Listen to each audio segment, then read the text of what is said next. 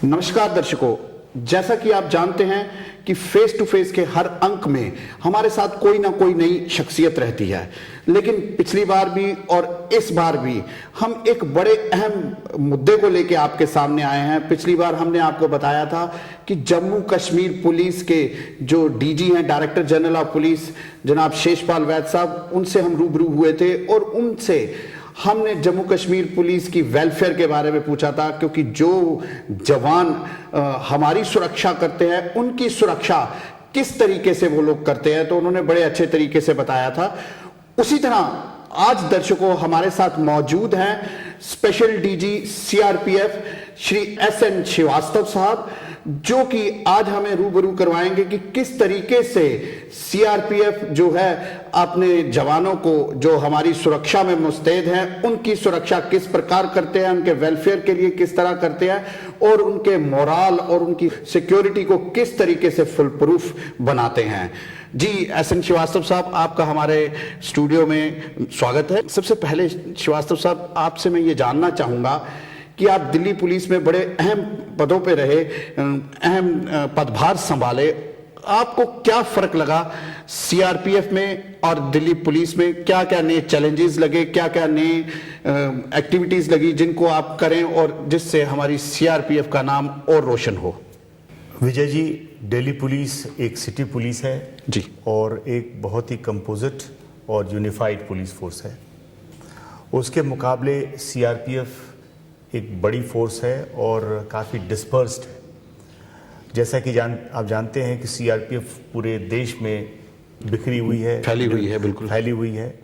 और अगर फर्ज करें ये जम्मू और कश्मीर के बारे में, तो जम्मू और कश्मीर में कुल मिलाकर के 61 बटालियन जी यहाँ पे मुस्तैद है। तो यहाँ की जो लगभग होता है 61 बटालियंस में कितने लगभग जवान होंगे हमारे? हर एक बटालियन में करीब 1100 जवान होते हैं जी, जवान और ऑफिसर्स मिलाकर के करीब 1100 के करीब होते हैं जी। इसके अलावा जो हायर ऑफिसर्स हैं, जो जैसे हमारा ग्रुप सेंटर है, स्पेशल डीजी का ऑफिस है, आईजीज के हैं, डीआईजीज के हैं, ग्रुप सेंटर्स हैं, तो इस और भी स्पेशलिस्ट यूनिट्स हैं, वे भी हैं। तो काफ़ी डिस्पर्स्ड भी है और काफ़ी मात्रा में यहाँ पे मौजूद है। सर, ले आपको यहाँ ज्वाइन किए हुए लगभग 20 महीने हो गए हैं, तो इन 20 महीनों में हमने ये देखा है कि जो घाटी में, कश्मीर में काफ़ी ज़्यादा जो मिलिटेंसी है उनके इरादों को नस्ते नाबूद किया गया है। नस्ते नाबूद तो हम पहले से भी करते आ रहे हैं, लेकिन इतनी मात्रा में अभी तक नहीं हुआ था। ऐसा कोई रेवोल्यूशन, ऐसा कोई चमत्कार अभी तक नहीं हुआ था। तो क्या कारण है? क्योंकि सीआरपीएफ जो है वो शाना बिशाना बिल्कुल कंधे से कंधा मिला के जम्मू कश्मीर पुलिस के साथ फुल सपोर्ट करती है और आर्मी भी है। तो क्या ऐसे रेवोल्यूशंस आए जवानों में, उनके वेलफेयर में, कि ताकि उनका मोरल बूस्ट हुआ और आज इस तरीके के जो नतीजे हैं सामने आ रहे हैं और मिलिटेंसी आज हमें लगता है कि जड़ से नस्ते नाबूद हो रही है? मैं सबसे पहले ये बताना चाहता हूँ कि ये जो हमारा अच्छा काम हुआ है, काफ़ी सफलताएं मिली हैं जी, उनके साथ साथ दो चीज़ें और हैं जो हमारी और भी सिक्योरिटी फोर्सेस जैसे जम्मू और कश्मीर पुलिस, आर्मी और भी स्टेट गवर्नमेंट के जो विभाग हैं उनके साथ अच्छी सिनर्जी, अच्छी तालमेल रही जी। साथ में आपने ये भी देखा होगा कि इन 1.5 साल के करीब हो रहा है जब से अनरेस्ट हुआ था, उसके बाद मिलिटेंसी चल रहा है जी। इस दौरान हमने सफलताएं के साथ साथ ये भी इस बात का ध्यान रखा कि जो आम जनता है उनको तकलीफ ना पहुंचे। जी बिल्कुल। ऐसी हालात में तकलीफ तो वाजिब है, लेकिन इसके बावजूद भी उनको ज़्यादा तकलीफ ना पहुंचे, उनको कुछ ज़्यादा नुकसान ना हो। ये बात हमेशा हमारे घर बैठी हुई थी और इसलिए मैं इसको कहूँगा अच्छी सफलता। आपने जो सवाल पूछा जी कि ये कैसे हुआ, जी, कोई भी अच्छा काम करने के लिए बहुत ज़रूरी है कि इनपुट साइड में हमें कुछ ऐसे स्टेप्स लें जो कि फोर्स को आगे बढ़ाए। जी बिल्कुल। तो मैं इसमें सबसे पहले मानूंगा जो हमने ट्रेनिंग का इंतज़ाम किया, दूसरा जो इक्विपमेंट जो इनको चाहिए वो मुहैया दिलवाना। करवाई गई। तीसरा जो टैक्टिक्स एंड स्ट्रेटजी है वो जो हमने अपनाए, और आखिरकार जो सबसे ज़्यादा इम्पोर्टेंट होता है, फोर्स में मोरल जो अच्छा रहा है। जी बिल्कुल। इस वजह से हमारी को सफलताएं मिली हैं और हमें काफ़ी खुशी है कि हम आज इस दर पे खड़े। जी बिल्कुल। जी श्रीवास्तव साहब, बड़ा अहम प्रश्न है। देखिए, जो हमारी सुरक्षा में खड़े हैं, आप उनकी सुरक्षा करते हैं, ये तो बहुत बड़ा कार्य है। आप उनके एचओडी है जम्मू कश्मीर सीआरपीएफ में।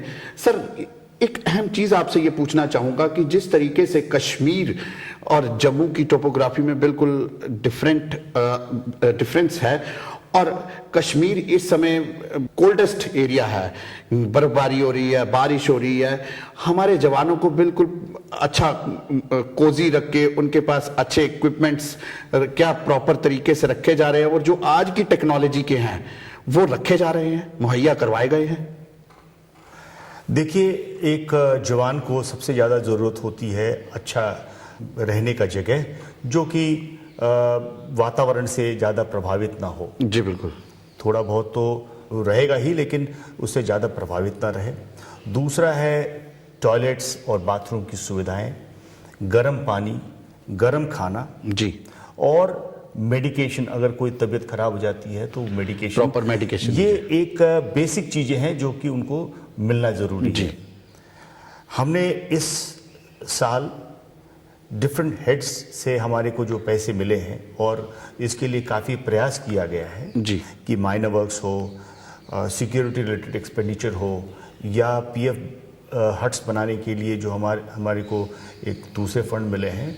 इससे हमने करीब नए जो बैरक्स बनाए हैं उसमें कम से कम 5201 जवान रह सकते हैं जी। उसी प्रकार से करीब 1832 जवानों के लिए जो बैरक्स बनी हुई हैं जी, उसको हमने रेनोवेट किया है।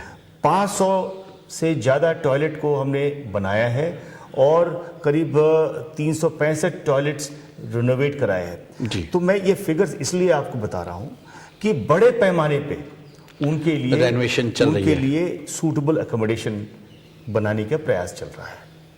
साथ में कश्मीर रीजन जो जम्मू और देश के बाकी हिस्सों से अलग है, वहाँ सर्दी ज़्यादा होती है, तो वहाँ प्रयास है कि ऐसे हट्स बनाए जाएं जो कि वातावरण के अनुसार अनुकूल हो, जहाँ पे ठंडक ना हो। फूड वार्मर का इंतज़ाम किया गया है, और सबको हिदायत भी दी गई है कि फूड वार्मर इस्तेमाल करें ताकि जवानों को गर्म खाना दिया जाए। हमाम, जिसमें गर्म पानी का इंतज़ाम होता है, जो अक्सर हम गीज़र कहते हैं, चूंकि ये बड़े पैमाने पे हो रहा है तो इसलिए हमाम कहा जाता है। बिल्कुल सही। उसको केरोसिन से भी गर्म कर सकते हैं पानी को, और बिजली से भी कर सकते हैं। उसी प्रकार से इनके लिए बुखारीज का इंतज़ाम किया ताकि कमरा गर्म रहे। तो इस प्रकार से प्रयास चल रहे हैं। जी सर, जो आज आप बता रहे हैं कि 5261 जवानों के लिए बैरक्स बनाए जा रहे हैं, क्योंकि ये लेटेस्ट अभी नया बनाया जा रहा है, तो क्या प्रॉपर तरीके से फुली इक्विप्ड जो आज उनको चाहिए, टीवी, फ्रिज, पानी, बिजली, ये प्रॉपर इन ये सब चीज़ें इसमें मुहैया हैं? बिल्कुल। जहाँ तक टीवी का सवाल है, वो हम रिक्रिएशन रूम में रखते हैं जी, और पानी और बुखारी, जिससे वो जो बैरक्स होता है वो गर्म रहे, वो सारे का इंतजाम है। सर, एक और अहम प्रश्न आपसे पूछना चाहूंगा। प्रश्न बड़ा अटपटा सा मजेदार है, क्योंकि आज एक वो नीड बन चुका है।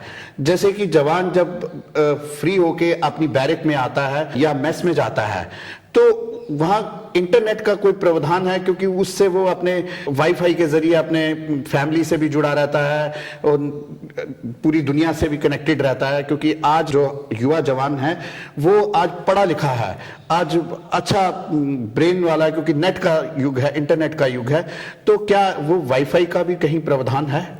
देखिए, आजकल तो सभी, जैसे आपने कहा है कि जवान पढ़े लिखे हैं, होशियार होते हैं, टेक सेवी भी है, और हर एक अपने पास सेल फोन रखते हैं, उसमें इंटरनेट भी रहता है, तो उसका इस्तेमाल करते हैं। और कहीं किसी जगह पे अगर कनेक्टिविटी की प्रॉब्लम होती है तो हम आगे बढ़ करके उसको दूर करते हैं। बहुत बड़ी बात है, क्योंकि जवानों के मेंटल लेवल को कंट्रोल करना बहुत बड़ी चीज़ है, और आज इंटरनेट ही एक ऐसा अहम चीज़ है जिससे वो कंट्रोल रह सकता है। हालांकि कई ऐसी चीज़ें उसमें हैं जो ड्रॉबैक्स भी है, लेकिन हर चीज़ का प्लस भी रहता है और माइनस भी रहता है। जी श्रीवास्तव साहब, एक और चीज़ अहम पूछना चाहूँगा कि जिस तरीके से हमारे जवान जो हैं इस समय, पहले कोई लगभग 8-10 साल पहले आर्मी के पास थी आरओपी, तो आज हमारी सीआरपीएफ के पास है आरओपी। तो वो जो जवान उस आरओपी पे जाते हैं उनके लिए प्रॉपर हाइजीनिक खाना जो उस माहौल के मुताबिक हो और प्लस वो गर्म रहे, तो क्या वो रहता है या उसके लिए भी कोई नई इक्विपमेंट्स लाए जा रहे हैं? देखिए, उनको खाना वातावरण के अनुसार से उपयुक्त खाना मिले जी, इसके बारे में हमारे जो डॉक्टर्स हैं उनको हिदायत दी गई है कि वे इंटरैक्ट करते रहें और ये सुनिश्चित करें कि खाना जगह के अनुसार से मिले जी।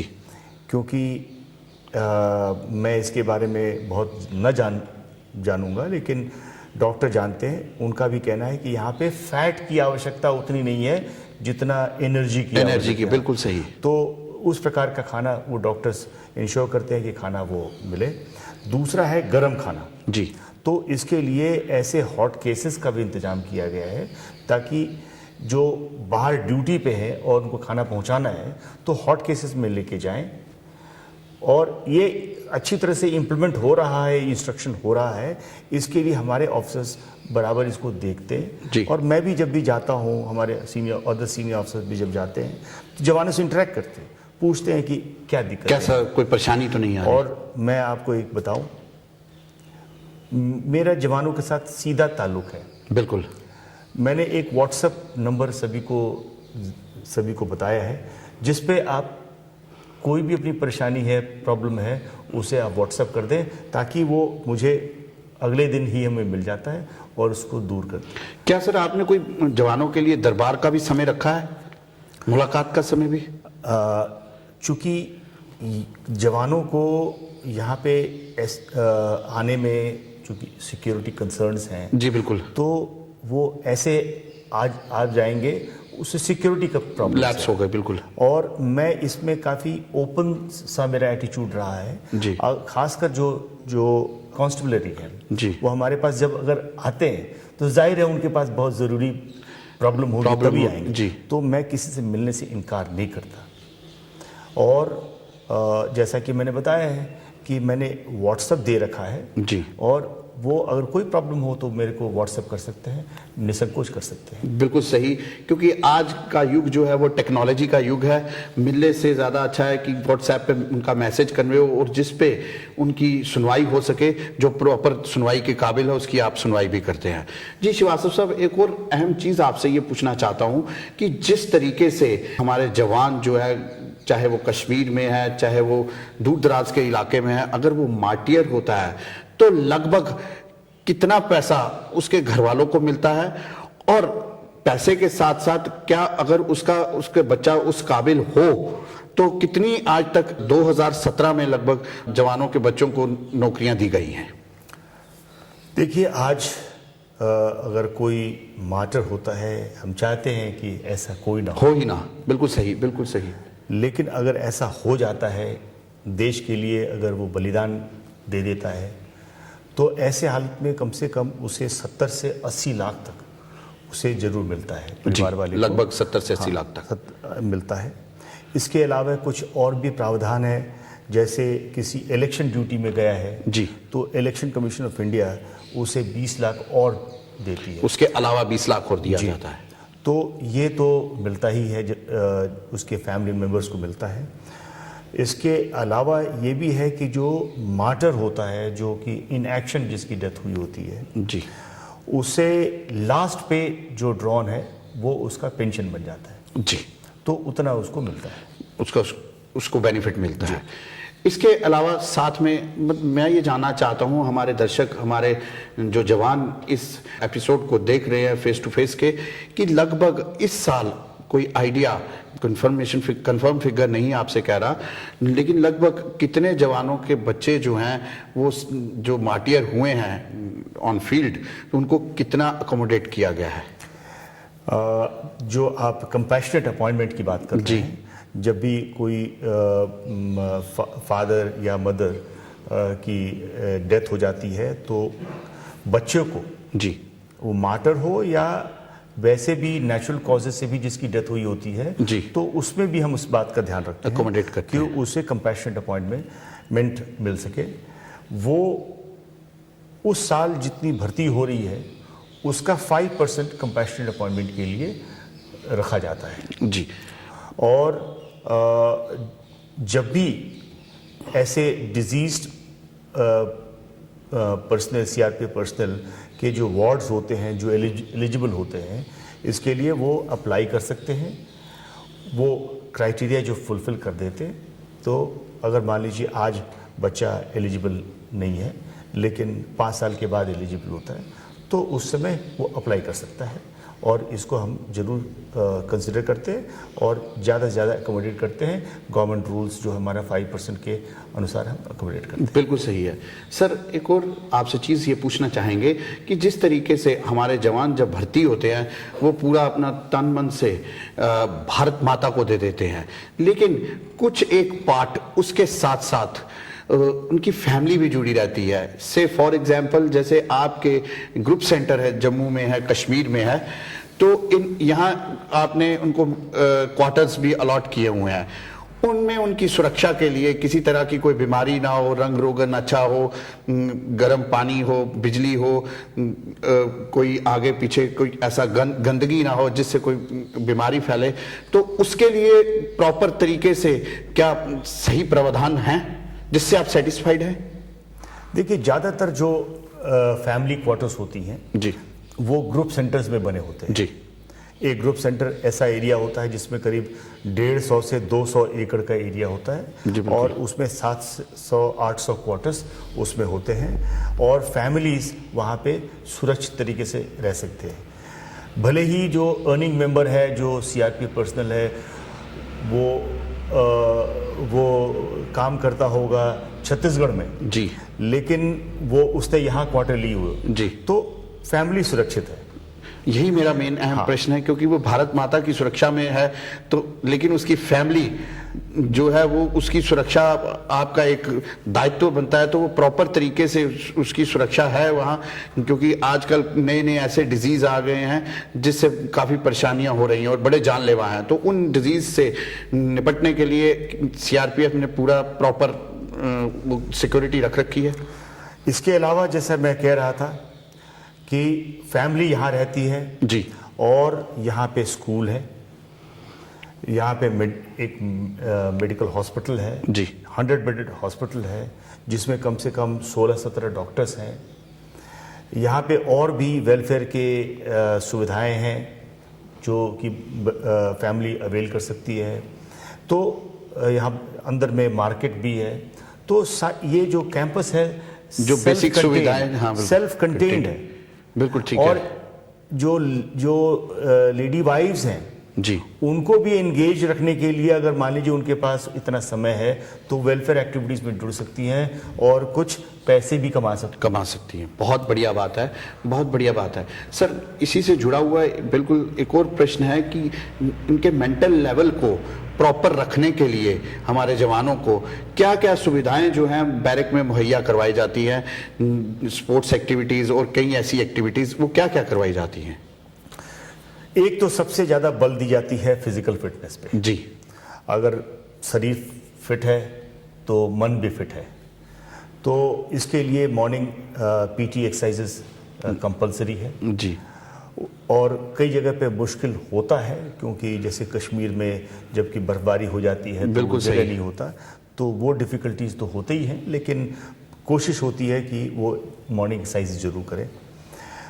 खाना अच्छा होता है, रिक्रिएशन हॉल होता है जहाँ पे सभी आकर के जो जिनके पास उस समय है शाम के वक्त में तो जाकर के वहाँ पे टीवी वगैरह देख सकते हैं, इंडोर गेम्स भी खेल सकते हैं, आउटडोर गेम्स खेलने के लिए भी सारी सुविधाएं हैं। तो इस और सबसे ज़्यादा मैं जो मानता हूँ जो ऑफिसर्स के साथ इनका कंटैक्ट है जी, बराबर सस्टेन्ड कंटैक्ट अगर जब अच्छा रहता है तो किसी प्रकार की पारिवारिक और उलझनें जो होती हैं उससे आदमी निकल जाता है। सर, अब बिल्कुल ठीक कहा आपने कि जैसे आपने कहा कि कश्मीर का जो टोपोग्राफी है, सर्दी का मौसम रहता है तो कई बार दुविधाएं आती हैं कि जो सुबह की पीटी का वो रहता है, तो आजकल थोड़ा मॉडर्नाइजेशन हुआ है, तो हेल्थ क्लब जैसे फॉर एग्जांपल जिम्स वगैरह बैरक में कुछ ऐसी मुहैया करवाई जाए जिससे, क्योंकि आज अहम मुद्दा ही फिजिकल फिटनेस का है, तो वो क्या ऐसी कुछ नई चीजें लाई जा रही हैं? बिल्कुल, जिम्स होते हैं जी, और एक और जो चीज़ है जो पहले से डेवलप है जी, जो हमारे पुराने समय से ये ट्राइड एंड टेस्टेड है, इसको सर्किट पीटी कहते हैं जी। इसके लिए बहुत बड़ा एरिया नहीं होता, जितना बड़ा ये हॉल है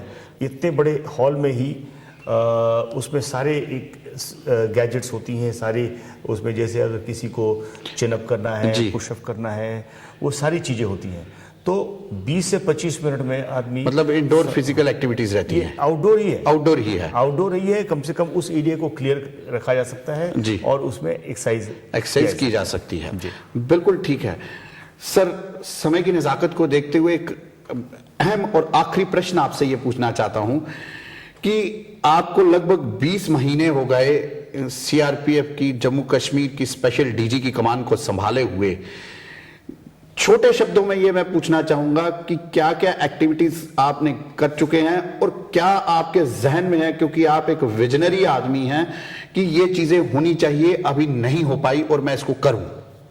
देखिए, जो मैंने अकोमोडेशन की बात कही है तो वो अकोमोडेशन इन प्रोग्रेस है जी, सारी चीज़ें अवेलेबल है, हमें उसे कंप्लीट करना है जी।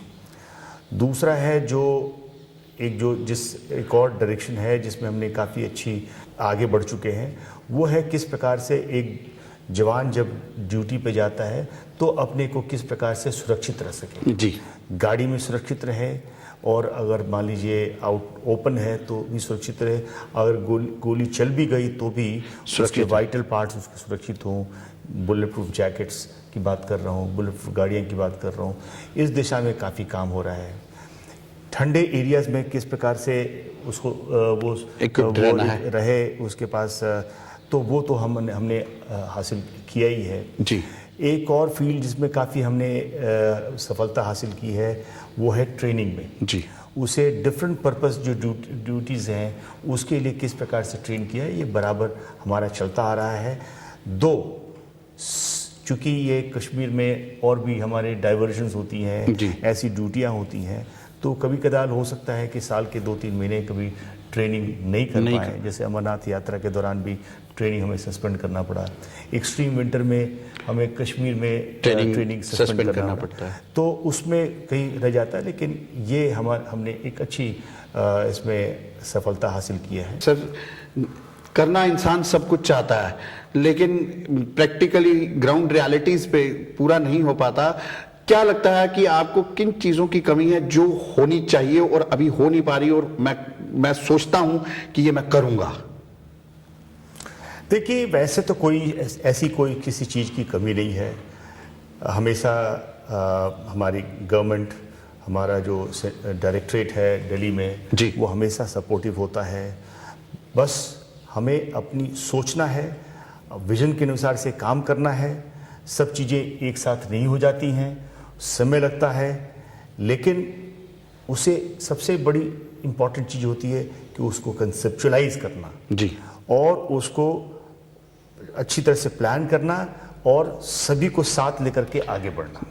जी, जैसे कि हमारे ऑनरेबल प्राइम मिनिस्टर का सपना है कि सबका साथ सबका विकास। बिल्कुल बिल्कुल जी। दर्शकों, ये थे हमारे साथ एसएन श्रीवास्तव साहब, जो कि जम्मू कश्मीर सीआरपीएफ के स्पेशल डीजी हैं। हमने ये प्रोग्राम आपके लिए तो किया ही किया, इसके साथ साथ हमने ये प्रोग्राम किया अपने जवानों को अवेयर करवाने के लिए कि उनके डीजी, जो स्पेशल डीजी जम्मू कश्मीर में बैठे हैं, वो उनके लिए क्या क्या सोचते हैं और क्या क्या उन्होंने करने जा रहे हैं और क्या क्या किया है। मैं चाहूंगा कि ये एक अंत में एक संदेश भी दें आपके लिए, जिससे आप अपनी भारत माता के लिए जो कर रहे हैं और श्रद्धा से करें।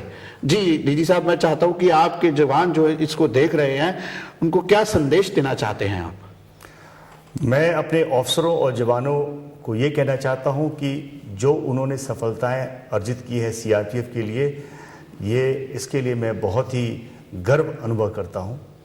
और मेरी हमेशा इच्छा रहती है कि मैं किस प्रकार से आपको वो सारी चीज़ें सुविधाएं दे सकूं ताकि आप अच्छा काम कर सकें, अपने परिवार को अच्छी तरह ध्यान रख सकें और आप जीवन में जो भी कुछ करना चाहते हैं उसमें आगे बढ़ सकें। जी, बहुत बहुत धन्यवाद श्रीवास्तव साहब। दर्शकों, आपने देखा कि हमारे फेस टू फेस के अंक में जिस तरीके से हमने पहले किया था, अपने जम्मू कश्मीर के डायरेक्टर जनरल ऑफ पुलिस का इंटरव्यू आपको रूबरू करवाया था और अपने जवानों को भी रूबरू करवाया था कि किस तरीके की वेलफेयर की स्कीम्स उनके लिए लाई जा रही हैं, किस तरीके की उनके परिवार के लिए लाई जा रही हैं, किस तरीके के मार्टियर्स के लिए फंड्स जो हैं वो उनको मिले हैं। इसी तरीके से आज हमने स्पेशल डीजी एसएन श्रीवास्तव साहब से भी रूबरू करवा के सीआरपीएफ के जवानों को ये अवेयर किया कि सीआरपीएफ जो है इस समय आप लोगों के लिए बिल्कुल मुस्तैद है। इनके एचओडीज आपके लिए बिल्कुल सोचते हैं कि आपका किस तरीके से वेलफेयर हम अच्छा करें, किस तरीके से आपको अच्छी फैसिलिटीज दिलवाएं। इसी के साथ आपसे विदाई लेंगे। धन्यवाद दर्शकों और हमारे जवानों। भारत माता की जय।